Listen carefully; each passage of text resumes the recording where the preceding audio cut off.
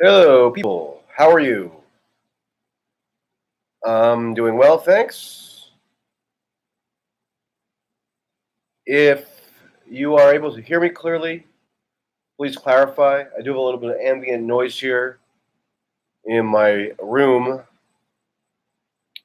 There's a loud vent system of some kind. I'll tell you where I am momentarily. Oh, good. You hear me? Don't want to spoil the surprise. It's not really much of a surprise. Um, Doing okay. I am in Miami, and I'm going to be attending the debate tomorrow. So I will see the candidates up close and personal. And if I wanted to, I could cheer or boo. But I think I'm going to refrain from doing that just because I don't need to draw attention to myself. I could also, as somebody points out, I could throw tomatoes, spoiled tomatoes. I could throw other fruits and vegetables. I could throw shoes. I could bring a vuvuzela. I could bring a kazoo, or I could just stand up and scream. But I'm not going to do that because I'll get thrown out. I'm just going to sit there and watch, observe, and see what they do in the aftermath in terms of like the spin zone. Actually, the common practice of debates is, I don't know if you're familiar with this, but there's a spin room where surrogates for the candidates go and field questions from journalists. Sometimes the candidates themselves go.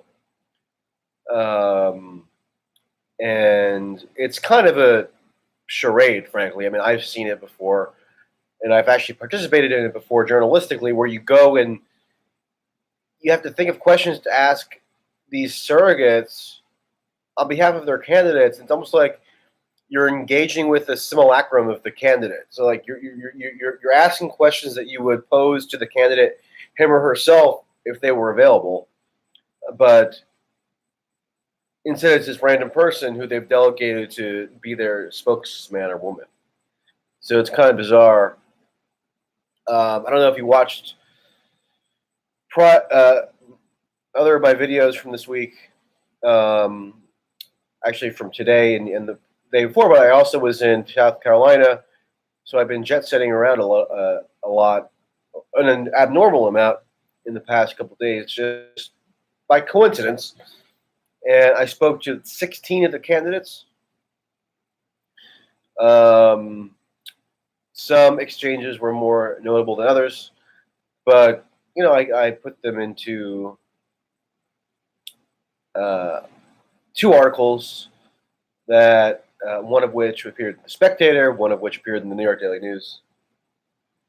And I'll work on additional articles based on whatever I come up with from the debates. We shall see. Somebody asks, what did you think of Tulsi defending Joe Biden? It's funny because I had actually said similar prior to Tulsi making that statement. I had raised similar objections to the way that Biden was being attacked. Now, I have no problem with attacking Biden. Biden should be easy to attack. He has many liabilities. He has a vast record that is obviously going to be open to scrutiny and should be.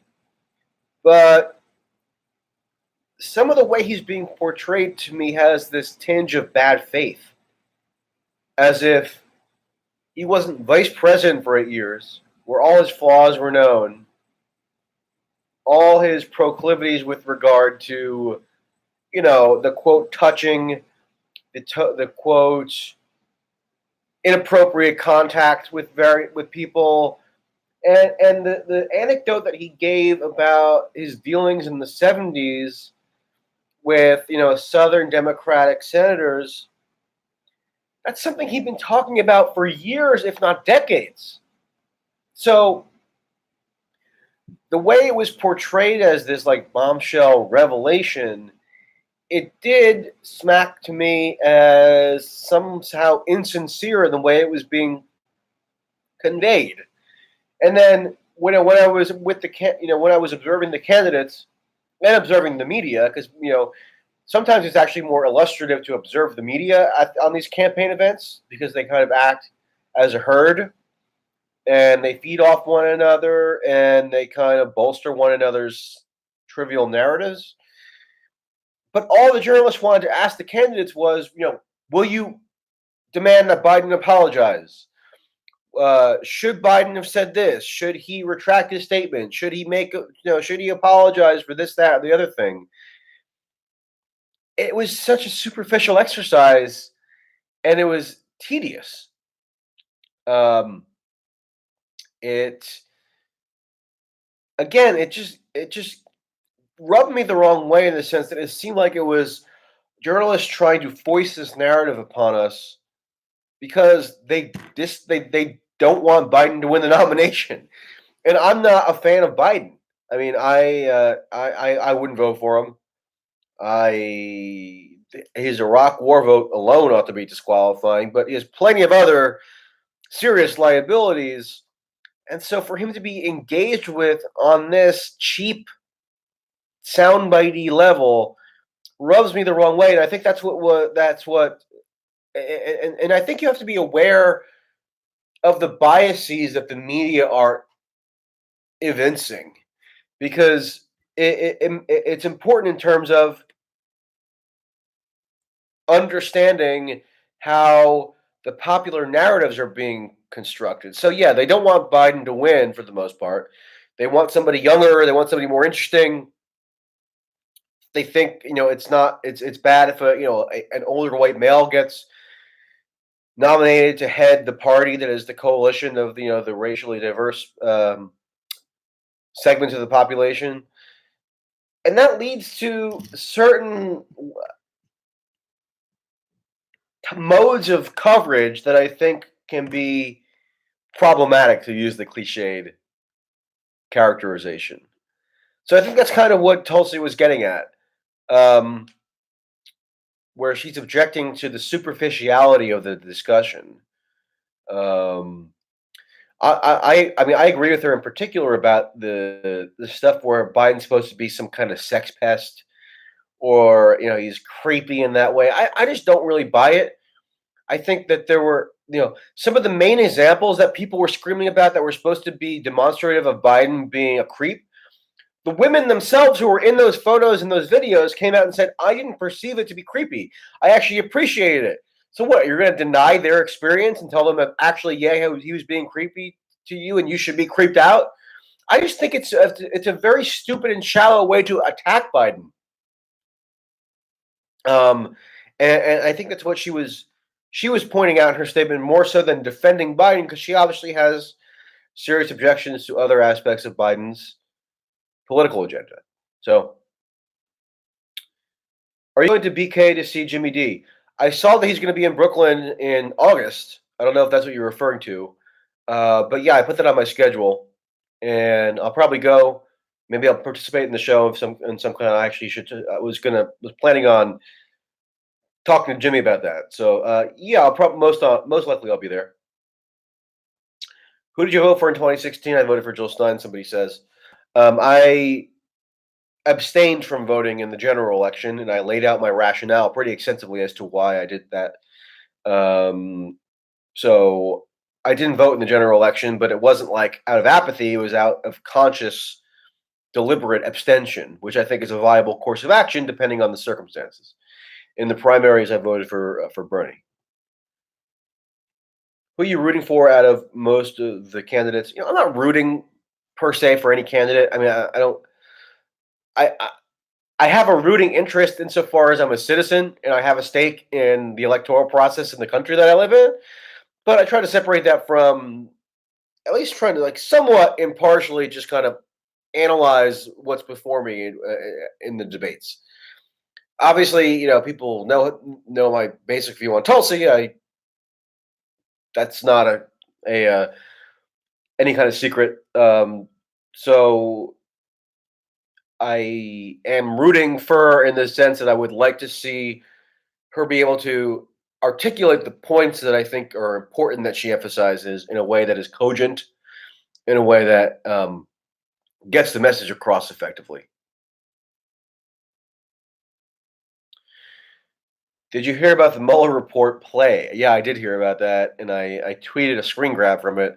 I watched about 30 seconds of it, and that's about as much as I can handle. I'm kind of a Mueller report, Russia interference, that uh, broader subject. I'm an aficionado for that stuff, and even I kind of find myself now getting a little burnt out about Mueller. But it was just announced tonight that he's going to be testifying before Congress in an open session on July 17th. So if you're sick of Mueller, get unsick because that's going to just create a whole new tide of hysteria that's probably going to lead to increased agitation for impeachment. I think now we're like 80 something House Democrats are now calling for impeachment proceedings to be initiated, which is approaching a critical mass so that the leadership will have to act. And on top of the 80 or so who have publicly called for impeachment to begin, there are reportedly a fair amount of others who support it privately. So I mean, as much as I, in a way, would like for the Mueller episode to be behind us, it's simply not going to be. And actually, a couple weeks ago in Long Island City, New York, in Queens, I went to a an all night 24-hour reading of the Mueller report, which was kind of sad, actually. I mean, there weren't a whole lot of people there. It was put on by some kind of acting group, but it wasn't like star-studded, top-name people like were at this Mueller report production last night on the Upper East Side. We had like Jason Alexander, John Lithgow, Alyssa Milano, of course, couple others, Annette Bening, right? And I actually heard that Julia Louis-Dreyfus was somehow part of that. I guess she might have done some remote contribution. I don't know. But yeah, I did hear about that, and that was, what can I say anymore? I don't know. If you want to spend your night watching Zachary Quinto read off lines in the role of Michael Cohen, then I hope you're doing that professionally or getting compensated for it, or please consider a different hobby because that's what it fundamentally is. It's like a hobbyism thing. It's for people who are obsessed with that. Generally, are people who don't have much of a material stake in politics because they're usually pretty well off. They hate Trump largely for aesthetic reasons. And that's how they engage with political melodrama, by attending or viewing a theatrical production of the Mueller report. I mean, if that's what you're spending your time and energy on, what does that say about your priorities on a fundamental level? I mean, I cover the stuff because I'm trying to analyze it as a phenomenon politically and do journalistic and analytical assessments of it. But if you're in it, if you're engaged in that kind of thing because you actually think it's the most efficacious way for you to participate in political projects, then geez, I'm a little dubious about that. Somebody says, sucks to see TYT promoting Warren so much and not Tulsi. Do you know how the $20 million affected their coverage of politics? $20 million investment. I haven't been following their coverage that much. If they're promoting Warren so much and not Tulsi, I take your word for it. I never really watched TYT that much, even when I was there and prior. Every now and then I'll see a clip. I honestly don't know what their editorial position is right now.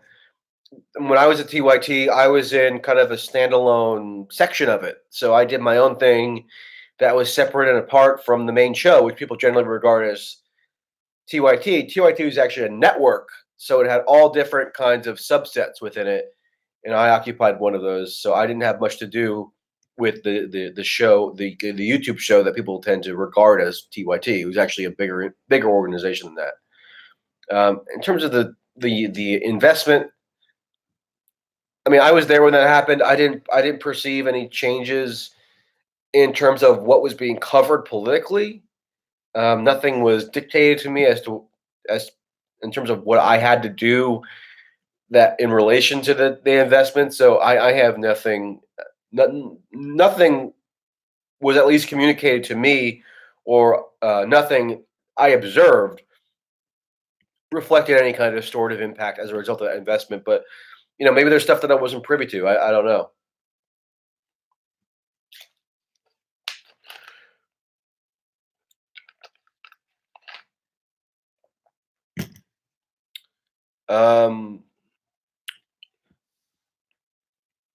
Who is more credible, TYT or Infowars? Kind of a stupid question, frankly. That's a question that I would only answer if it was a super chat, because why get into the mud?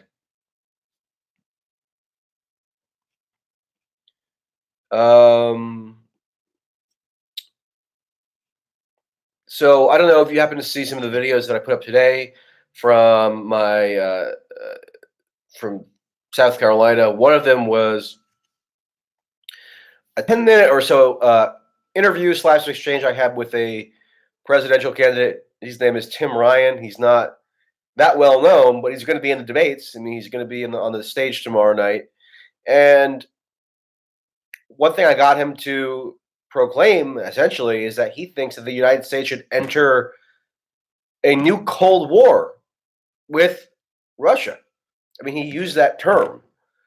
And it's notable that these candidates, and I guess politicians writ large, every now and they're never pressed to actually reveal their extreme beliefs vis-a-vis Russia and Mueller in terms of what they want to happen geopolitically, because journalists who question them tend to buy into all the fundamental assumptions of the Russian interference narrative, typically the more extreme versions of it, with all its kind of like embedded hawkish premises. So when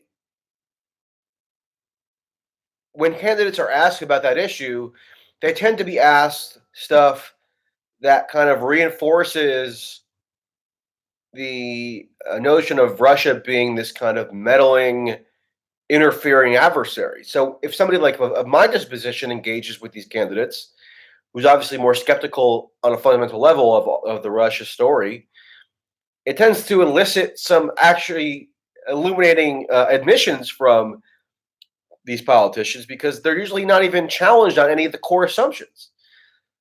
So for him to just come out and say, yeah, we should enter a new Cold War with Russia, I mean, that's pretty darn startling. And he's not a zealot. He's just kind of a middle of the road Democrat, who's running for president largely because he thinks it's unique that he represents Youngstown, Ohio, and he wants to, give voice to his constituents, which, is fair enough. But for him to also harbor these fairly shocking views on Russia, and to liken our current situation to the Cold War and say we need a new Cold War, meaning, he denied that there was a nuclear war component to that, but that's what the Cold War was fundamentally about: brinksmanship between two nuclear-armed states. I mean, and those states are still nuclear armed. So if you're saying you want a Cold War posture to be entered into, you're saying you want to enter a posture whereby, we have nuclear warheads pointed at one another, and one false move could lead to an annihilation of civilization, which strikes me as notable. And I think it's pretty telling that a schmuck it falls to a schmuck like me to actually bring out those views among these candidates, because most of the media is not interested in doing so. To the extent that they ask about Russia, it's just to kind of prod them on the latest Mueller development, or to get them to commit to combating Russia in some kind of melodramatic way. So what have you. Somebody says, explain how much Alyssa Milano was worshipped by Gen Xer. I don't know. Was she? I forget. I even forget what show she was on. She was on some kind of like 90210 or Melrose Place or something like that, right? So does that mean she was worshipped? I don't know, but she's pretty annoying, I have to say. I mean, I'm never edified by anything that she does or says. I'm mostly just irritated. Um, so if she had admiration at some point, she seems to have squandered it with her kind of performative outrage stuff.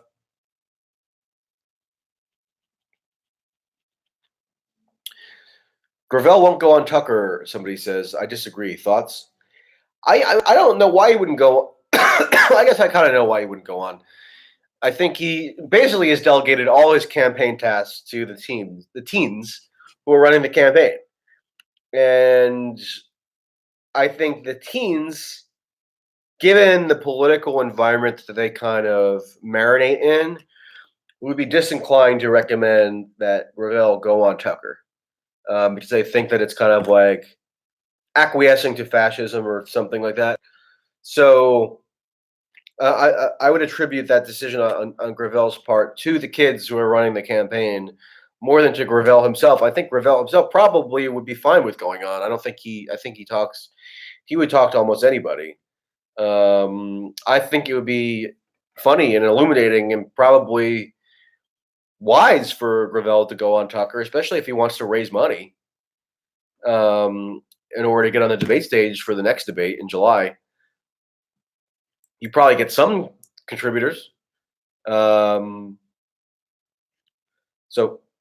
yeah, I'm not advising him, but I would like to see him on Tucker. So, did you ever get fish at the Clyburn Fish Fry? Someone asked. Why were the lines so long? I did ultimately get the fish, but I very stupidly decided to wait online for the fish at like the peak time where everybody kind of rushed to get their fish fry. Whereas I should have just waited till a little bit later on, like after the candidate spoke, when the lines were much shorter. So I waited. I think it was over 90 minutes for the fish fry, and you just get a little bit of like a little piece of fish on some white bread. It's not like an elaborate gourmet meal, right?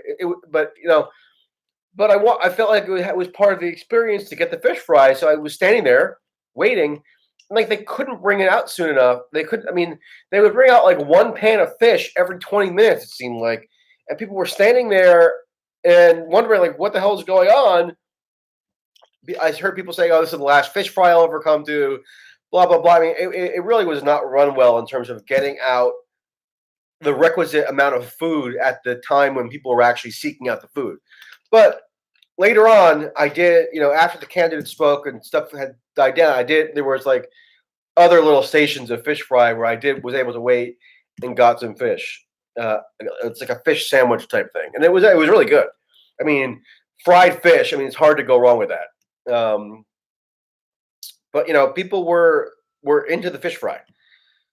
Who cooked the fish fry? I don't know exactly who cooked. Probably people, in Clyburn's operation. I'm sure he hired people or whatever. It's funny. I talked to Clyburn the following day, and I said, by the way, thank you for the fish. It was very good. Just kind of, sort of a little bit tongue in cheek, but it was good. And he was like, my own brother. This is what Clyburn told me. He told me his own brother did not get the fish fry. So I think he said something like, my brother told me that he just attended a fry. And he made some quip about his brother not actually getting the fish fry. Did I see Tulsi? What was she eating? I did see her. I didn't see if she ate. I'm assuming she didn't eat the fish fry because, as you mentioned, she's vegan. I didn't talk to her at the fish fry. I talked to her the next day. Do I watch Jimmy Dore? I don't watch. I mean, no offense to anybody, I don't watch that much political YouTube, really. Every now and then I'll see something, right? But I'm not a devoted daily watcher of any show. I've been on Jimmy Dore multiple times, so to the extent that means I'm watching it, okay. But now and then I'll watch a clip here and there if there's a particular subject. So yeah, I do watch it, not religiously. But I get my information from other sources. I mean, it's not the most productive use of my time to be sitting there watching political YouTube. I can get that information elsewhere, if that makes sense. Mike should interview Justin Amash and ask if he's running for president. I would love to do that. Andrew Yang said he would come on my podcast, and I need the Yang gang to mobilize and demand that he actually follow through on that promise.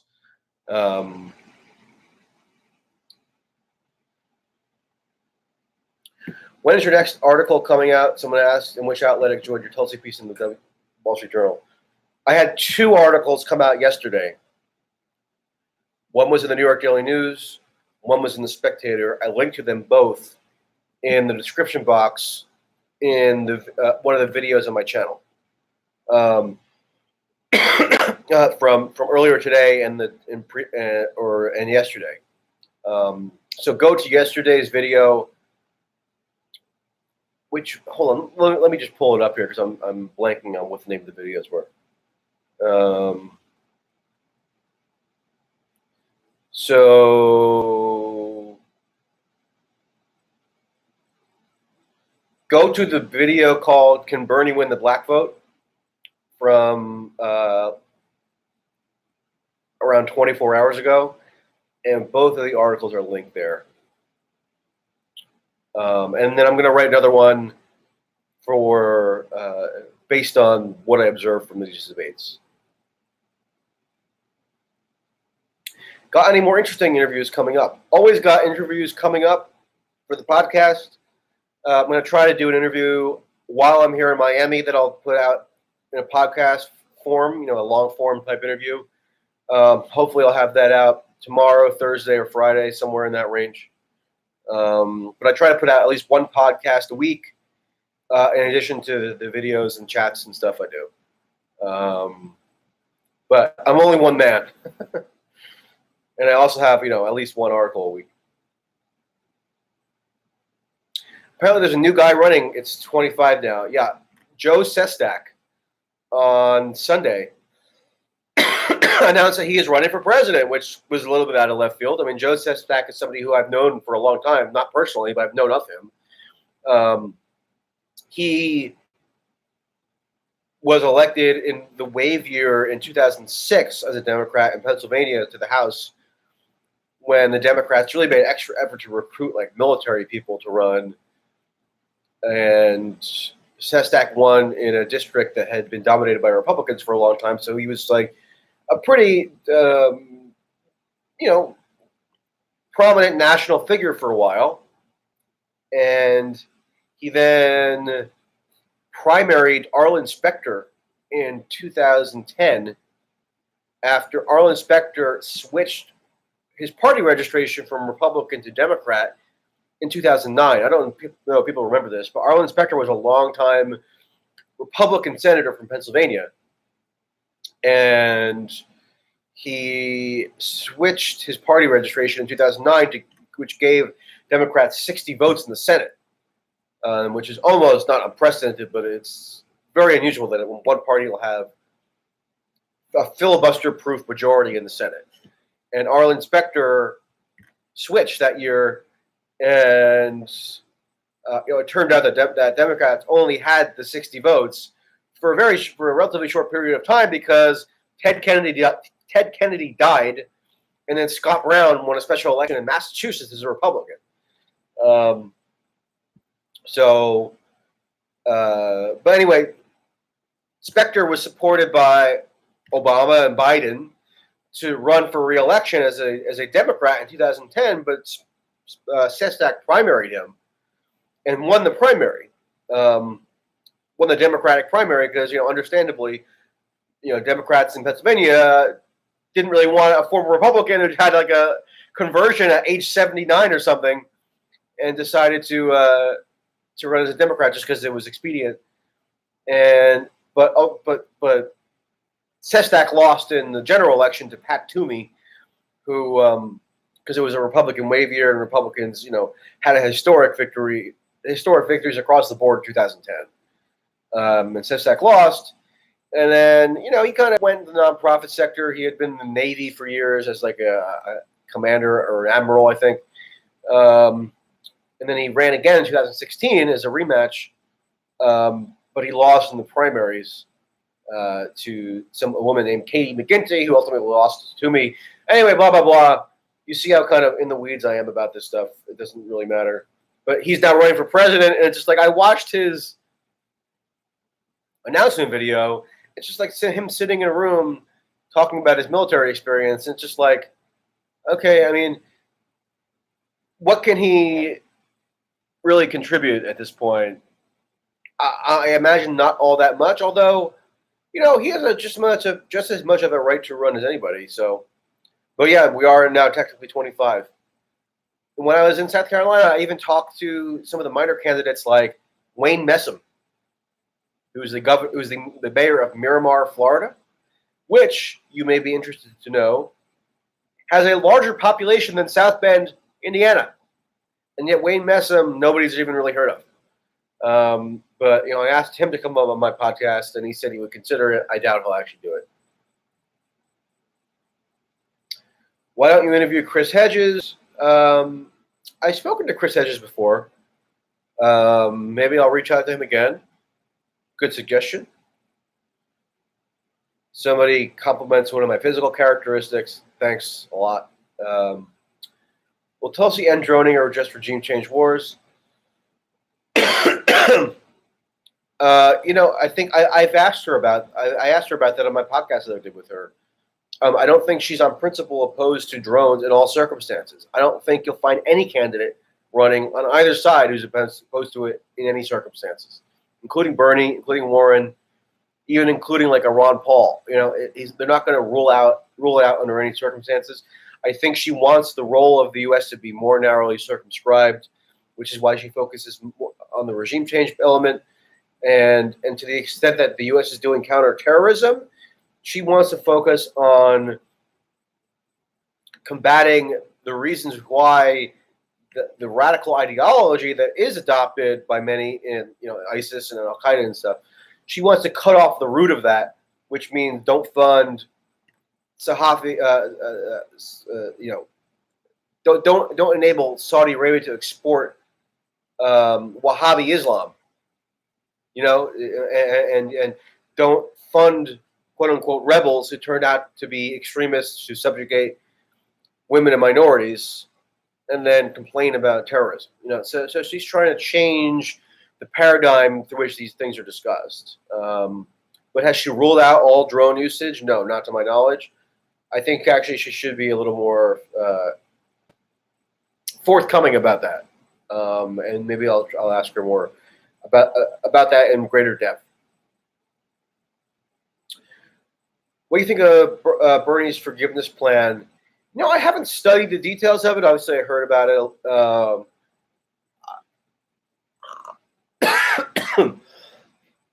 So is it supposed to be where it's like a one-time like debt? What's it called? Like a debt jubilee or something, where they just forgive? Where they just in one fell swoop forgive all college debt? I mean, okay, I'm willing to entertain that. I don't have a whole lot that's interesting to say about it. I think obviously Bernie knows that in order to win the nomination, he's got to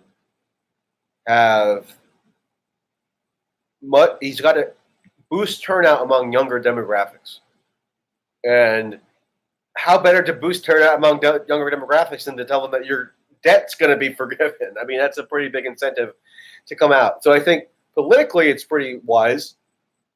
And I think he probably does believe it on the merits as well. I mean, the higher education industry is such a bubble. And it's so kind of riven with administrative bloat that just inflates the cost to obscene levels, where I think you can make a sound argument that because the government contributed to people being crushed by debt, then they therefore also have an obligation to remediate that debt burden in some way, even if it's with a relatively aggressive action, like, overnight forgiving all debt. Your goofiness is refreshing. Don't change. Your authentic self comes across better when you're not stuffed in a suit and tie. It ain't you. I don't wear a suit and tie that often. I like to think that when I am in a suit and tie, my basic personality still shines through, notwithstanding the attire that I happen to be wearing. But if I'm on television or I'm at a formal event, I don't mind wearing a suit and tie. Sometimes it can actually give you like a little bit of self-confidence early, but it can, just kind of change your mindset in a way. So, hopefully it doesn't alter fundamentally the, the views that I project or the attitude that I evince. But thank you for that.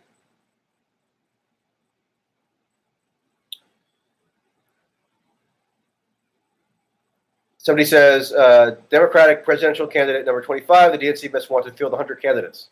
At the rate we are going, Anthony Weiner will be declaring as a candidate when he gets out of prison. I've actually called for Anthony Weiner to just run and announce his candidacy for the Democratic presidential nomination because it would just be so funny and perfect. He can actually technically run from prison. Lyndon LaRouche, the dearly departed, ran from prison when he was on, imprisoned for stuff stemming from his tax evasion convictions in I believe, 1988 or 1992. And Eugene Debs famously ran for prison when he was thrown into prison for, basically, what's the word? Sedition. So, being in prison doesn't technically prevent you from running for any office. So Weiner could run. And actually, he's out of prison now. He got out a couple weeks ago, if memory serves. So, but he could have run either way.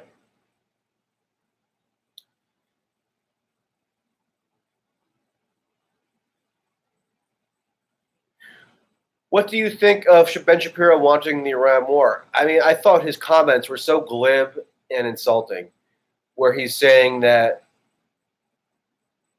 he's like feigning indignation that anybody would ascribe to him a desire for war when he's calling for an act of war. If you are publicly proclaiming that you want the United States to attack a sovereign country for the first time, in an overtly belligerent manner, to destroy that country's infrastructure and to kill its citizens, you are calling for an act of war, even if you're not, technically saying, I want an all-out ground invasion. You're calling for initiation of war-like hostilities, which could precipitate an actual ground invasion or a more full-scale conflict. So Ben Shapiro's trying to have it both ways on that is ridiculous, but it's pretty emblematic of his specious reasoning on a lot of stuff, which is why I've challenged him to debate U.S. foreign policy in Israel, and to my knowledge, he's never responded to that. So if you want Ben Shapiro to actually debate someone who is equipped to challenge his casuistry, then please encourage him to accept my invitation because it's still on the table.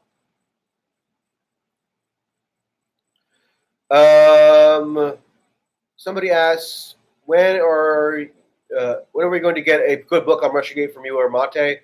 Stay tuned is what I'll say. Wink and a nod. Maddow asking Tulsi about Russiagate will be horrible. That will be horrible. But she has Tulsi has an opportunity to actually use it to her advantage if she can give an answer that reflects her unique positions and highlights the ways in which she challenges prevailing orthodoxy in the party. So I actually think if Maddow, shouldn't be moderating the debates in the first place, that's insane on its own right. But considering that she is, I actually think it provides Tulsi with something of an opportunity to distinguish herself from the rest of the field. So that's what I'll be looking out for. Every other candidate's going to try to be out, trying to be demonstrate how tough they are. on Russia and how vociferously they denounce Russian interference. So if Tulsi has an opening to kind of differentiate herself from the pack, that maybe it's good that Maddow's in the position that she's in, where she's going to be asking ridiculous questions.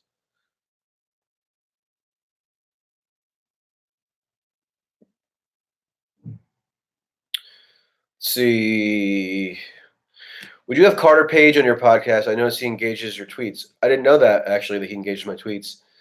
I might have him on. I think he he can get a little loopy, frankly, which I don't blame him for because he's been in a crazy situation where the security state apparatus was essentially marshaled against him. So I wouldn't be shocked that he has a little bit of a crankish side. But I consider having him on. I actually have thought about that in the past. Maybe I'll have him on to react to Mueller's testimony on July 17th.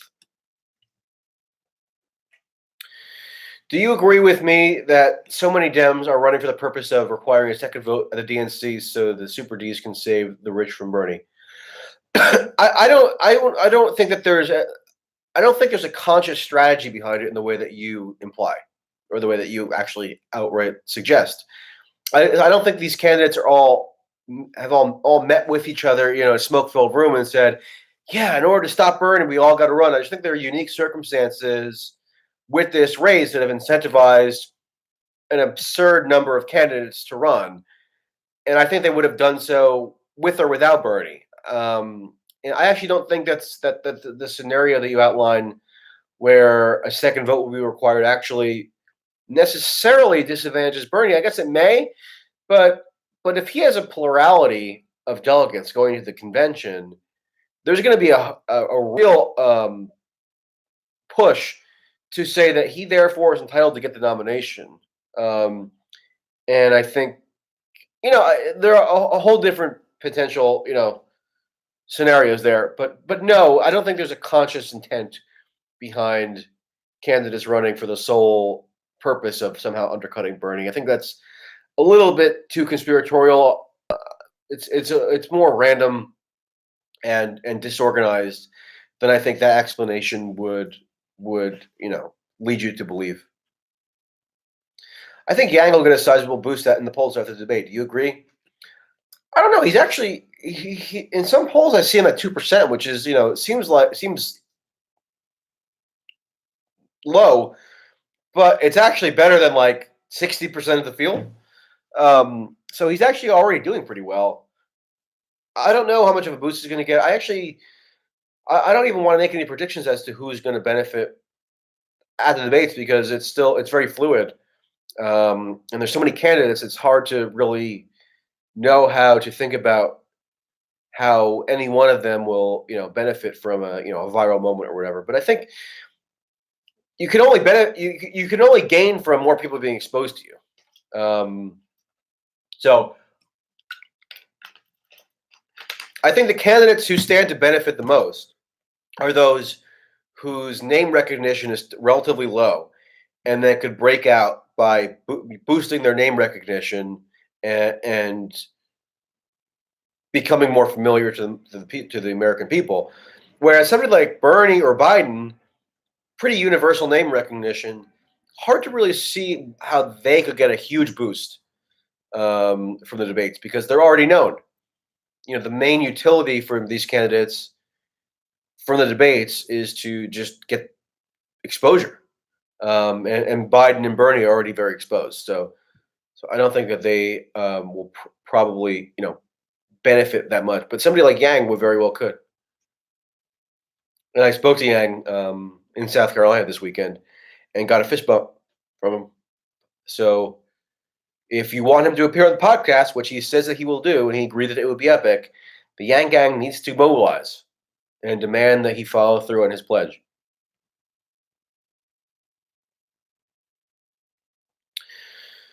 Why not have Abby Martin on the podcast? I would. Why not? You phrase that question as though I've somehow ruled it out. Have you seen the Liberty Libertarian Party chairman going after Ron Paul a lot on Twitter recently, and the chairman is kind of a neocon. No, I haven't seen that. Is that Austin Peterson or something like that? I'm kind of curious why he'd be going after Ron Paul. I don't know. You have a podcast? Someone asked. Yes, I do. The podcasts are posted in full on the YouTube channel, and also you can subscribe on iTunes and Stitcher. And I put out around one a week, in addition to the shorter videos that I do on YouTube. Usually, the podcasts are with a guest and go, around between an hour and a half.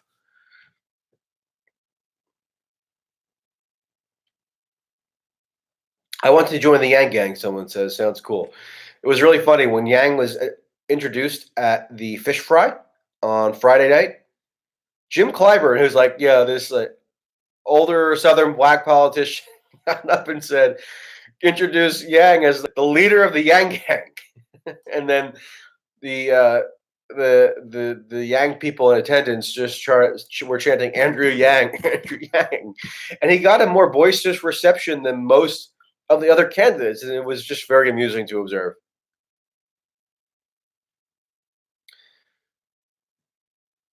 I'm a rightist, but thanks for having intellectual honesty on Israel. You're welcome, I guess. I mean, uh, it's just a matter of not being propagandized, really. Most of the world recognizes the situation in Israel for what it is, other than the U.S. and arguably Canada and then parts of Europe. So if you're willing to apply just basic rational scrutiny to the situation, it seems pretty self-evident. So I don't feel as though I'm breaking any intellectual ground by recognizing the dynamics of that situation.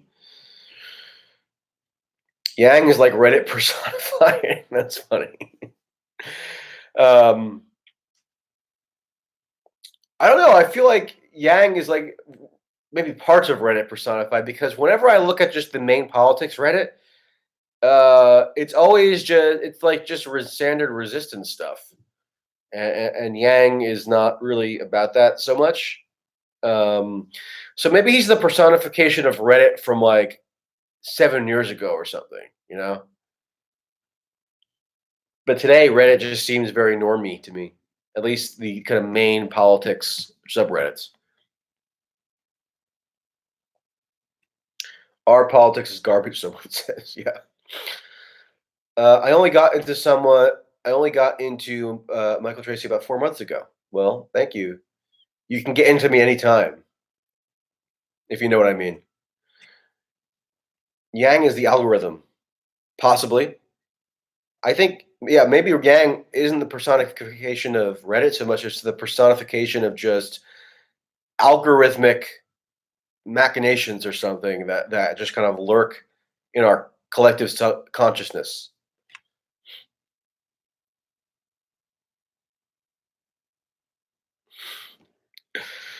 Um, does it bother that Stern backs Netanyahu heavily? Bumps me out. Does Howard Stern back Netanyahu? I don't know about that. I mean, I know he backs Israel more abstractly. I'm not bothered by any of Howard Stern's positions. I don't appreciate him on the level of his political insights. I just kind of appreciate him as a figure in that I like to just analyze him, you know. So even if he does back Netanyahu, which I don't know for sure, it doesn't diminish my ability to just kind of try to theorize who he is.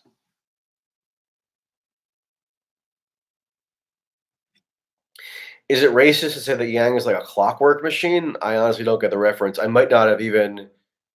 maybe should not have even have read out that allowed that comment, because it could be a very sinister or perhaps racist implication.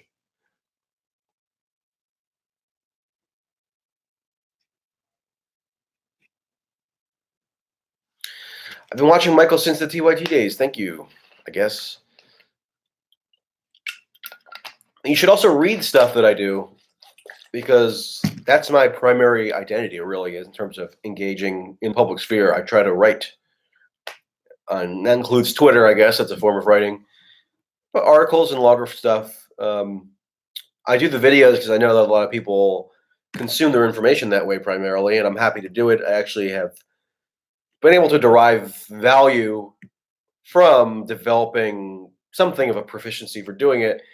But at the same time, I gotta just encourage people to consume information via written word, please. I do read stuff that you read. Okay, cool. Thank you.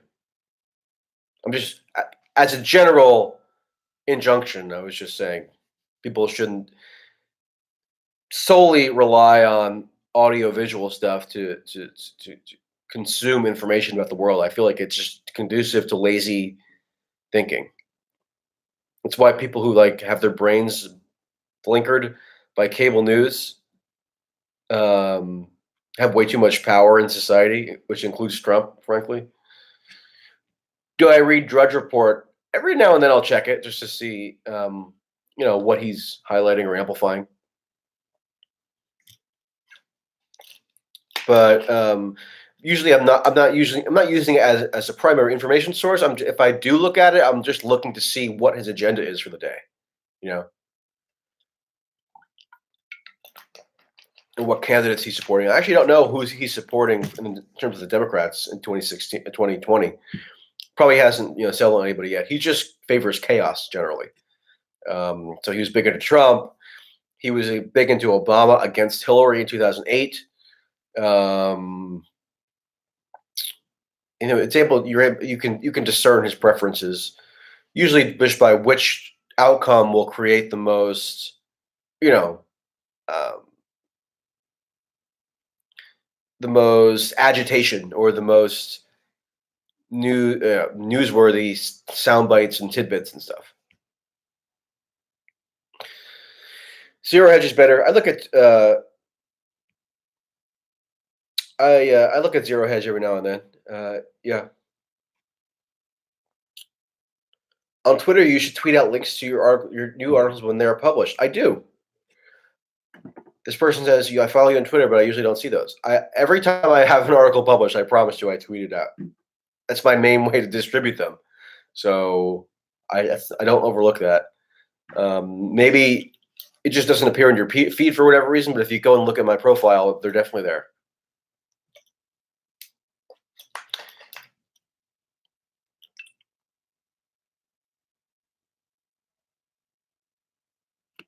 Any thoughts on the Queen's DA election tonight with Tiffany? Come on. I haven't been following that race that closely. I picked up little bits and pieces of it. She seems to be almost like a prison abolitionist, if I'm understanding correctly. And if she's a 31-year-old public defender who just got, I don't know if they called the race yet, but she was in the lead, so I think she probably won. A 31-year-old public defender, prison abolitionist, just is now elected to be the Queen's district attorney. That's pretty incredible.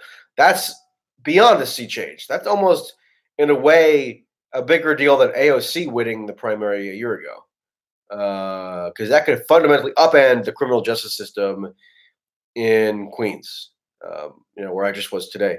So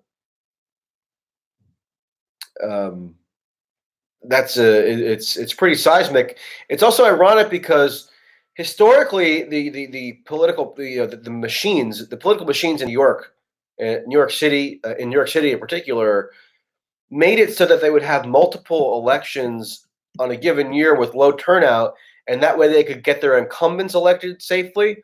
But they've also created a reverse dynamic where, because the turnout is so low, it allows insurgents like AOC and now Kaban to get elected by making, leveraging that low turnout to have it so that just a relatively small group of activists and organizers can tilt an election and get people with pretty radical beliefs elected to office.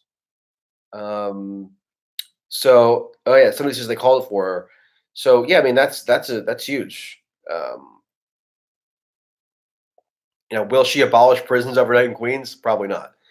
But is that radically different than any of her predecessors in terms of the program that she espoused? Yeah, and her background as a public defender is just uh, totally unique. Is Beto O'Rourke ever going to go away? Not in the short term. Um, it does seem that Mayor Pete took some of his constituency, um, but it's a long process. I'm just not willing to rule anybody out. There could be like a Beto comeback story that the media goes with because, like, most days, not a whole lot happens in the campaign. So if there's like a down period in September of next year or September of or October or something, and Beto gets some momentum, they could easily come up with like a Beto comeback narrative, and it'll be exciting for about a week or whatever. Is he likely to win the nomination? No.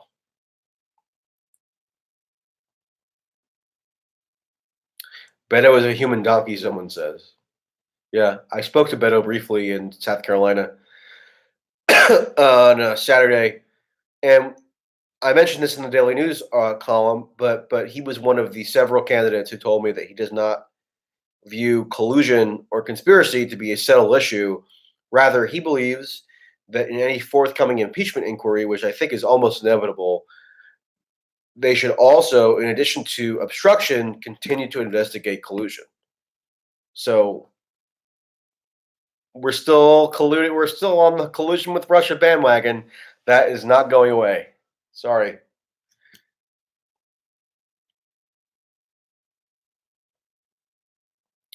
Pelosi said that the country would sooner collapse than they quit the special relationship with Israel. Tells you all you need to know. Yeah, I mean, I tweeted that quote out during the Ilhan Omar controversy. I think I can't remember the exact quote, right? But it was something like, if the Capitol like burned to the ground, then the one thing that would remain is the special relationship with Israel. So, like, forget the Constitution, forget fidelity to notions of American liberty through our governmental system. The one thing that will remain is fidelity to a foreign country.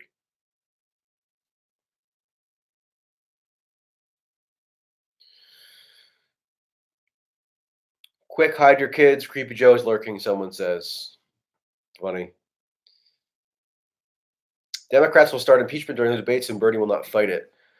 Bernie already has endorsed initiation of impeachment proceedings. And he reiterated it in the New York Times featurette thing that came out last week, where they did, like, what was it, 18 questions or something for every candidate, and Bernie said he wants the inquiry, so he's on board with that. I think it's a mistake politically for him. He doesn't stand to benefit from whatever political advantages arise from a climate dominated by impeachment. Others, like Warren, I think, are much more conducive to getting a boost from advocating that position. So he would have been better off, I think, just sticking to what his basic position almost certainly is, which is that impeachment is a distraction, and he should focus. And he would be inclined temperamentally and politically to focus more on structural issues. Biden looks too old. Yeah, I mean, I posted a video earlier today of my brief exchange with him from South Carolina at the fish fry. It wasn't a bombshell or anything, but I did note that when I asked him a pretty simple question, he got aggravated, said guys like me misrepresent him, and therefore he's not going to answer my question. But even him phrasing that retort was very garbled. So in the text version of it, which I put in my daily news column, I had to like put in these brackets where I just kind of write what he intended to say because he couldn't enunciate it clearly. And it was relatively minor, but you do hear more and more him flubbing his words in a way that is suggestive of potential cognitive decline. He's always slurred his words somewhat, so you can go back and watch the debates that he did in 2007, 2008. That video I'm referring to is in my channel. Just go to my channel and look for the video earlier in the day. So if you watch his debates from 2007, 2008, when he was debating with Obama, Hillary, Edwards, and so forth, occasionally he kind of flubbed a word in a similar way, but I think it's more pronounced now, for sure, which is not surprising. I mean, the guy's 76 years old, so you'd expect that.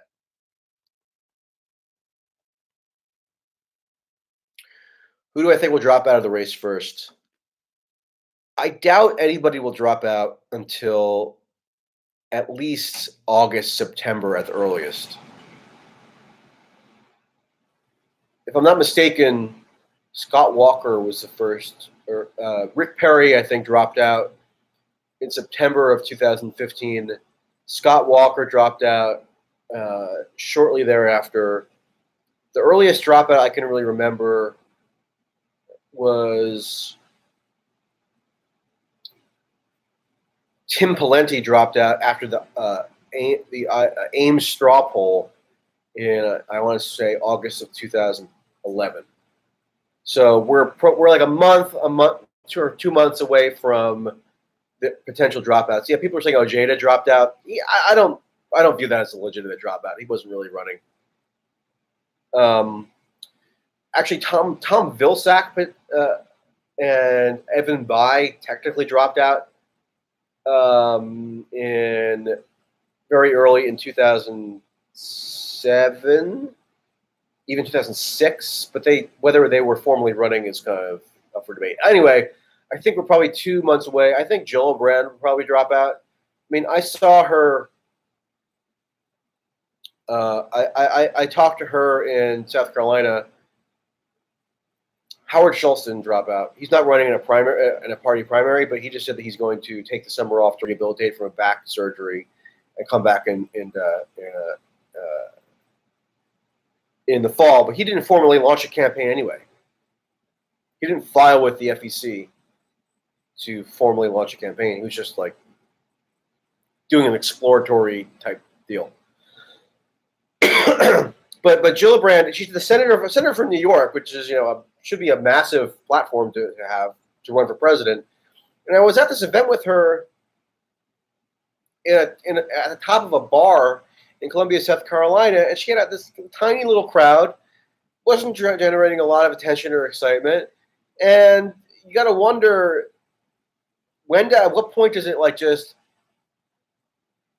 undercut her sense of dignity for her to be doing this. She didn't even qualify for the debates until relatively late. Tulsi actually qualified for the debates per the donor metric earlier than a lot of the quote higher tier candidates, including Gillibrand, Booker, Klobuchar. Tulsi qualified well before they did. That's actually something that I had in my Wall Street Journal column, but it was cut.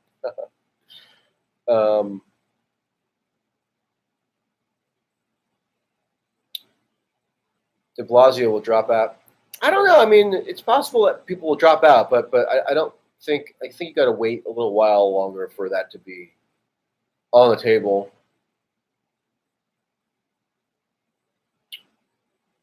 What are your thoughts on AOC getting booted from the Justice Democrats? Did she get booted from the Justice Democrats? I can't imagine that. I don't know what you're referring to.